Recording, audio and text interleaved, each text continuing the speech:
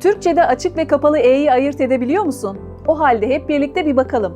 Kapalı E sesi ağzın daha az açılması ile çıkar. Elli, bencil, mendil, kendi, zengin, pencere, tencere, hem, kent, en, renk, bellek, kalem. Şimdi açık E sesine bakalım. Bu seste ağız biraz daha açılır. Ben, sen, perde, erkek, ergen. Bu kelimeleri şu şekilde söyleseydim, ben, sen ya da elli, bencil, belli diye konuşmamın etkisi azalır, kulağa hoş gelmezdi. Doğru telaffuz anlatımını güçlendirir, seni daha anlaşılır ve daha etkileyici kılar. Ses tonun yerini bulur, diksiyonun profesyonelleşir.